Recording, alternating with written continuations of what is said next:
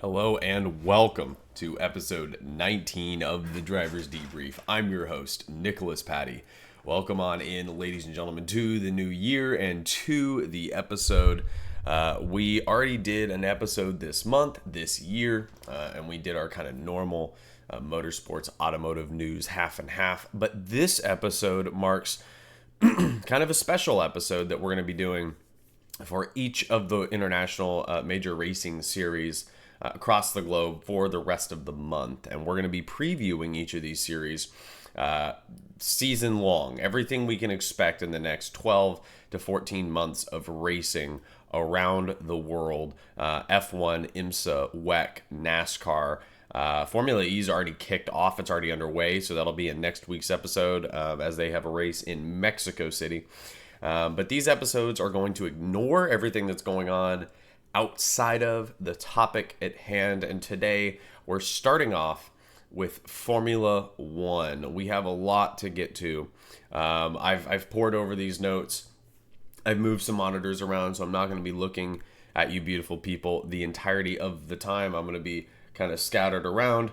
But we are going to pour through some of the simple stuff, like what are the driver lineups, to remind you in case you haven't remembered with all of the stuff that's been going on, all the transfers and team moves and rumors and all that sort of stuff.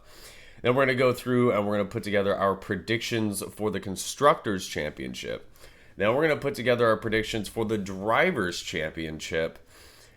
And then we're going to do a best race prediction, a worst race prediction. And then we are going to start with a F1 cool down room, an F1 specific one, because we have a lot of F1 news about 2025 or 2026. It's kind of in the rumor mill or to be determined, and we want to cover all that, but it will be a little bit or it'll be just before we get into the rest of it. I had to adjust my little social tags there, which is a perfect segue. If you have not already, you're watching this live here on X. Please do follow at Drivers Debrief. I post all this news as it happens, curate all this content across different motorsport series, so you don't have to dedicate your X timeline to it. You can just follow and see all that information there. And then beyond that, make sure to follow on Rumble. We're at 9 followers. It'd be amazing if we could hit 10 today. Would be awesome. And then if on YouTube, we're at 27 subscribers. Our goal is 30 for now. So please do subscribe, like the video, and comment. I'm going to ask for your predictions as well as we go through here. So make sure to think about those as you're watching the episode. So let's get into our F1 cooldown room before we just jump headfirst into the predictions. So Christian Horner is open to exploring options with Carlos Sainz in the future, which makes very little sense to me with Red Bull's current driver car climate. You're telling me you already have too many academy drivers coming up that you want to prioritize. You still have Yuki Tsunoda. You dumped Danny Ricciardo. And now you want to bring back another ex-Toro Rosso academy driver. Totally random. Ladies and gentlemen, I've waited over a year for this, and it has finally arrived. I don't know if the lighting will work. Look at how beautiful. TSM Models 143 scale. Garage 56 car.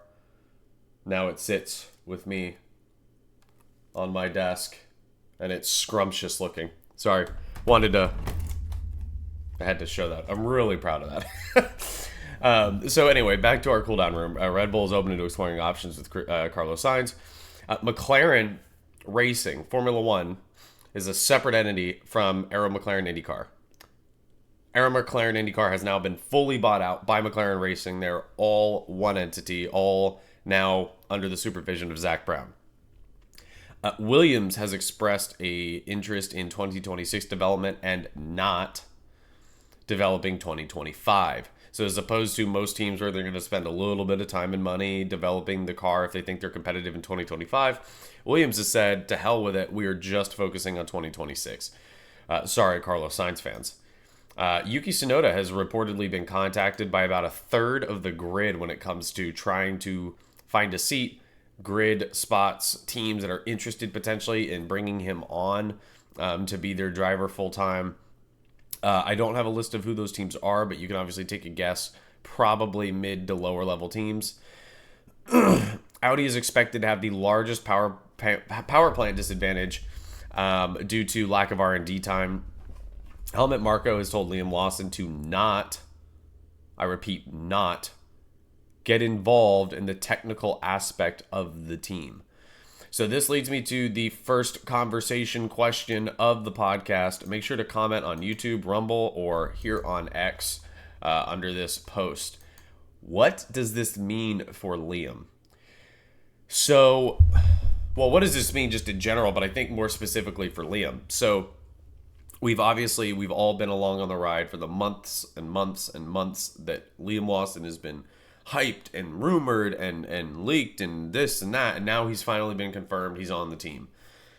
But if you have Helmut Marko telling Liam Lawson, I don't want you involved in the development of the car, I don't want you providing technical feedback on the car, that job is for Max.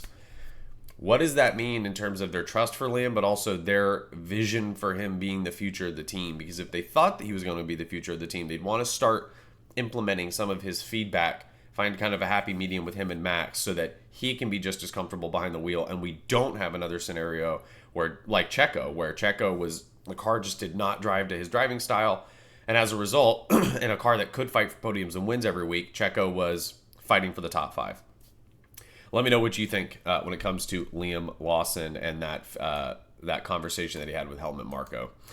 Ferrari has become the first team to pass the 2025 crash tests that the FIA mandates. We expect, obviously, all of them to go ahead and do that, but it just signifies that Ferrari was first.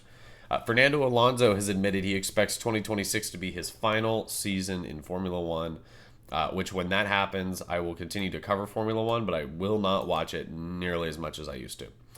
Oscar Piastri wants to contend for a World Drivers' Championship title in 2025. This leads me to the second conversation question of the episode for you to comment.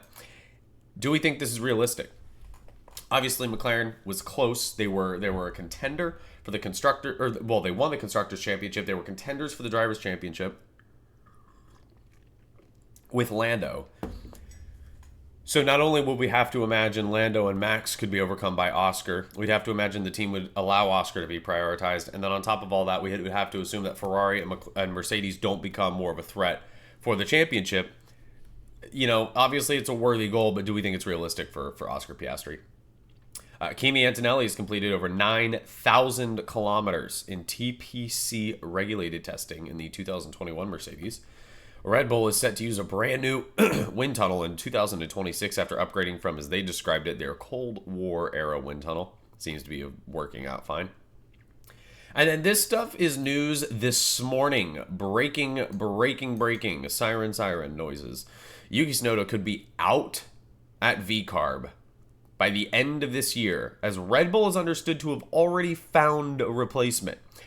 So I ask you, ladies and gentlemen of the driver's debrief, of the cooldown room, if Yuki Tsunoda can outperform all his teammates, can meet team objectives, can score the vast majority of team points, can consistently fight with the rest of the midfielders, can consistently test in the main team at Red Bull and be close to Liam Lawson and Max Verstappen's times and Daniel Ricciardo's times. In fact, I think he was faster than Danny Rick. What more can a driver do to keep their seat? Obviously, I'm sorry, guys. It's wintertime allergy season here in Texas. My congestion is pretty bad. But what more can Yuki Tsunoda do? What could any driver do? And obviously, we don't know what's going on with Honda and those contracts and how much Yuki is tied down to Honda's involvement in Red Bull. We don't know. But even if that was the case, Red Bull has the opportunity, regardless of Honda being involved, to sign Yuki. It's not like they're going to be forced out of signing Yuki. I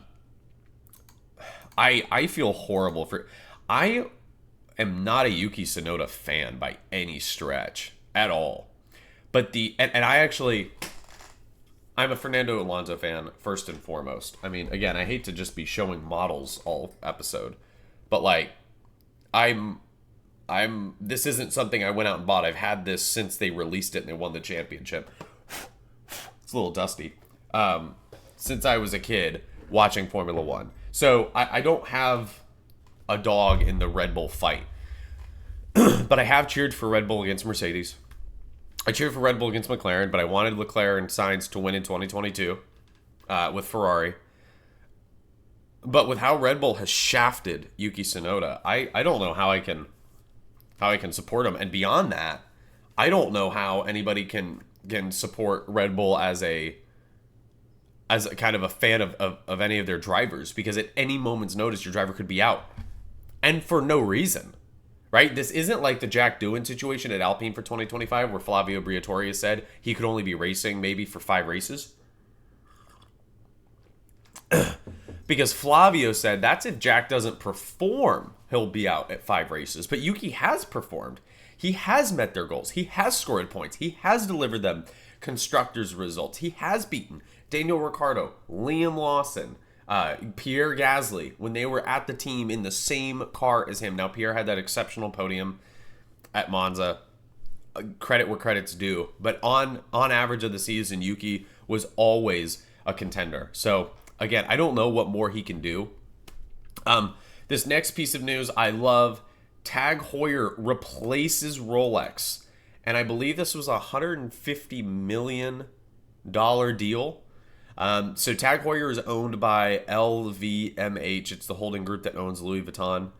As a Heuer owner myself, very happy, very proud. That'll be cool to kind of see a brand that I have affinity with representing Formula One and being involved in all the races all the time, all the things. Love that. That's super cool. So we'll be excited to see the Tag Heuer branding across the Formula One paddock as one of the title sponsors for every one of these races. Obviously, Rolex and Tag has been, Tag Heuer and Heuer has been a sponsor for years and years and years across motorsports, across Formula One with drivers and stuff like Senna and Joe Siffert and all of them. But it's cool to see them now have this main spotlight. So let's move into some of the context for the 2025 season. Let's move into the teams and their drivers. So for those of y'all that maybe don't live and breathe Formula One in the off season, you just watch the races. There's Red Bull, Ferrari, Mercedes, McLaren, Aston Martin, Haas, Williams, Stake Sauber for the last year before they could become Audi, Alpine, and then Racing Bulls. Let's go through their drivers. So at Red Bull Racing, you're going to have Liam Lawson and Max Verstappen. That's plainly obvious. That's been talked about. At Ferrari, you're going to have Charles Leclerc, Lewis Hamilton. Again, everybody knows that. Mercedes, you're going to have Kimi Antonelli and George Russell. Obviously, Kimi is one of the rookies this season, making his debut on the F1 grid. Then McLaren remains unchanged. Oscar Piastri, Lando Norris. Aston Martin remains unchanged. Fernando Alonso and Lance Stroll. Haas is a completely different driver lineup with Esteban Ocon moving from Alpine and Oliver Behrman, who was a Ferrari reserve driver last year, moving into the Haas, and F2, moving into the Haas seat. At Williams, you have Carlos Sainz, obviously, from Ferrari, and Alex Albon. At Stake Sauber, you have Zhou Guan Yu, who's remaining at the team, and Nico Hülkenberg, who is becoming the second driver on the team. And I don't mean number 2, just the additional. Alpine retains Pierre Gasly, but adds Jack Doohan, their reserve driver, to the team. And then on Racing Bulls, you have Yuki Tsunoda, and I don't know this gentleman's last name, but Isaac, is it Hadjar? I think Hadjar is probably the best I'll be able to say it. And he comes from F2 as well. So on the field, we have 1, 2, 3, 4, 5 rookies. Wait, 1, 2, 3, 4. Four rookies on the field, if I have all my information correct. So that's what the grid looks like, but let's look at another fundamental component of F1 in 2025, which is the calendar. So F1 released the entire 2025 F1 calendar, so we're going to walk through this race by race for you all. Again, I want this to be a one-stop shop, everything you need to know for the upcoming season of F1. So if you know anybody who also would want to know this, have access to this information, feel free to share this episode with them on X, YouTube, and Rumble. Let's start. We're just going to go through it in chronological order. So March 14th through 16th, Australia kicks off the season, what happened to Bahrain?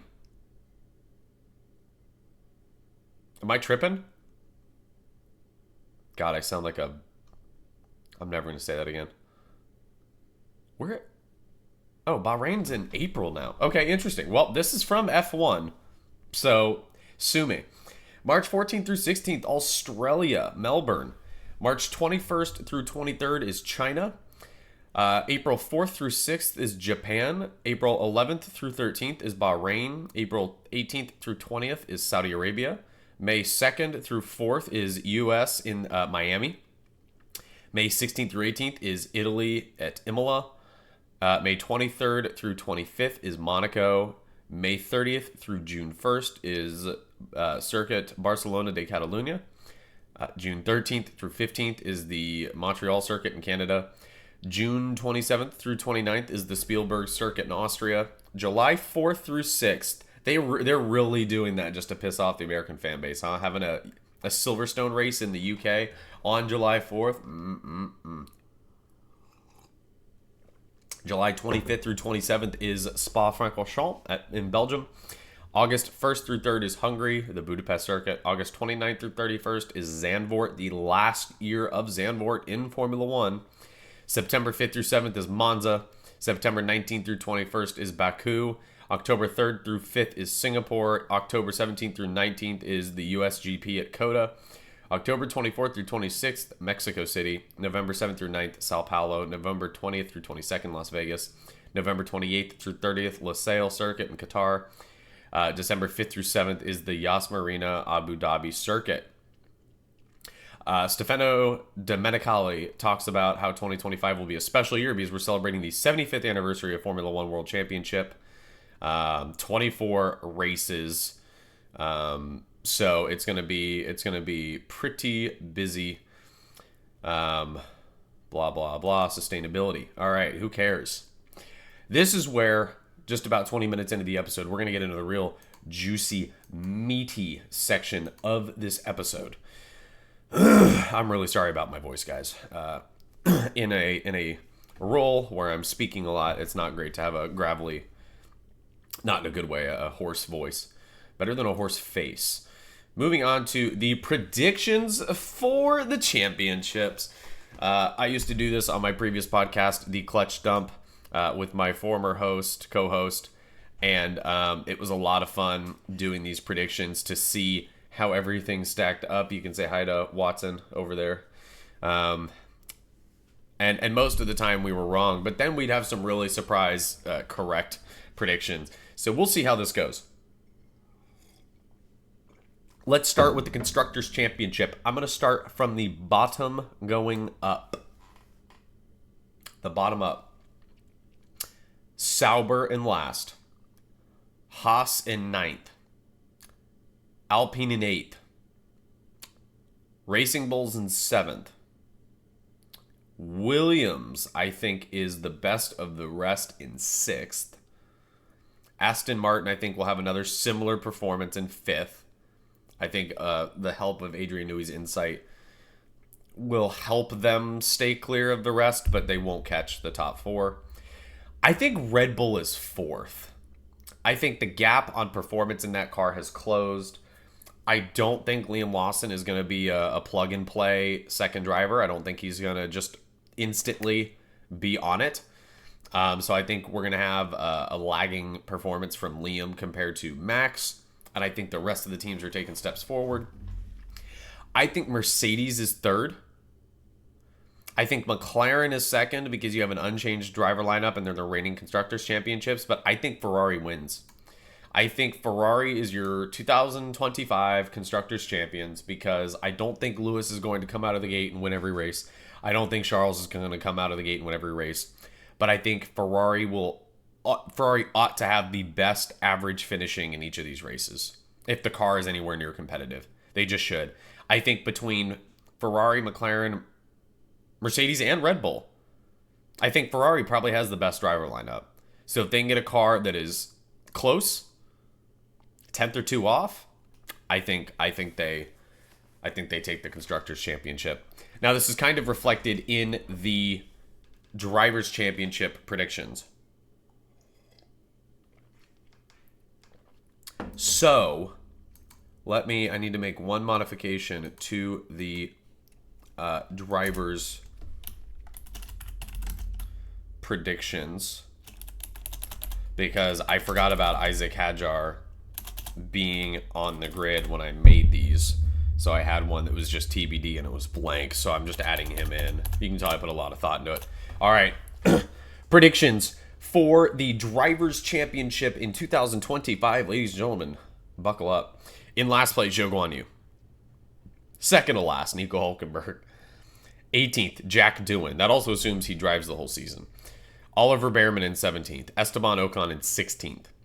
15th, Isaac Hadjar. 14th, Pierre Gasly. 13th, Yuki Tsunoda. 12th, Lance Stroll. 11th, Alex Albon. 10th, Carlos Sainz. 9th, Fernando Alonso. This is where I have my drivers' performances reflect into constructors. I think Liam Lawson is 8th. I think the rest of these drivers over the course of a full season, assuming the cars make a little bit of progress, are going to be more competitive. So Liam Lawson is 8th. Kimi Antonelli 7th. Oscar Piastri 6th. George Russell 5th. This is where I'm going out on a limb here. Max Verstappen 4th. Because I think the next 3 drivers have a stronger season than he does. I think Lewis Hamilton 3rd. Lando Norris 2nd. I'm putting Charles Leclerc as my 2025 F1 World Drivers' Champion. And it's not because I like him. I think he's going to have the edge on Lewis all season. He's comfortable in the team. He's integrated into the team. The car's built around his driving style. He's their franchise driver. Ferrari is not about to upend everything for Lewis. I think Charles wins the championship. I think Lando is who he's fighting with for it. I think Lewis is a very strong but second driver in Ferrari. And I think that's just going to be enough to edge out Max Verstappen. I think George is going to be fast, but again, between the top 3 for Ferrari, McLaren, Mercedes, I think Mercedes is the worst of the 3. I think that's where we're going to be. So that is my prediction. I would love to hear in the comments, whether that's YouTube, Rumble, or here on X. You can just, under this episode's post, you can just comment below, reply to it. What do you think about those predictions? Where do you think I'm wrong? Where do you think I'm right? I'd love to hear it. Well, ladies and gentlemen, we have two more predictions, and it's the race predictions. The best race and the worst race. So my best race prediction is not only because it's my home track, but we year after year after year get sensational races with multiple teams involved. It's the end of the season, upgrades come into play. But I think Circuit of the Americas, the USGP, is going to be the best race of the season. Let me know your thoughts. I think the worst race is going to be Las Vegas. This last Vegas was good. I just don't find it that entertaining, quite frankly. So I think the best race will be a U.S. race. I think the worst race will be a U.S. race. But I'd love to hear what your predictions are. So let me know what you think Helmut Marko's comments to Liam mean. What is that? What can we gain from that? Telling Liam Lawson to not get involved in the technical aspect of the team and development of the car. Do we think Oscar Piastri's title contention goal for 2025 is realistic? According to my predictions, I think it's pretty unrealistic. I have him in 6th place. So do we think Oscar Piastri in the McLaren is going to be that fast? And do we think McLaren's are going to be that fast? Do we think McLaren is going to carry... They were impressive coming from the back of the field to the front, but does McLaren have what it takes or the experience to maintain pace? If they start out at the front, can they stay at the front? Can they maintain upgrades and developments? it's easy to look like you're making improvements when you start at the back. But can you make improvements on a car that's already at the front of the field? That has yet to be seen with McLaren, so we don't know. But that's all what I want to hear from you. I want to hear from y'all what you think about my preseason predictions. Obviously, we've laid out everything you need to know when it comes to teams, drivers, and calendar. So make sure to share this with friends. If you have F1 friends that want to watch, that want to get involved, let me know where you think the rookies are going to finish. We have 4 in the field. I'd love to hear from you across the platforms. I really do appreciate all the viewers that have been coming out and watching the stuff across all the channels. We're at 9 followers on Rumble. We're at 27 subscribers on YouTube. I really do appreciate it. Fun fact, got laid off, got let go due to budget constraints at my work.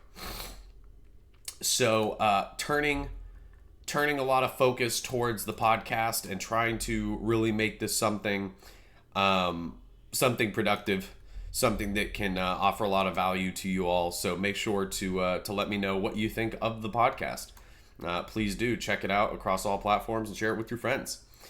Ladies and gentlemen, this has been episode 19 of the Drivers Debrief. We'll see you next time.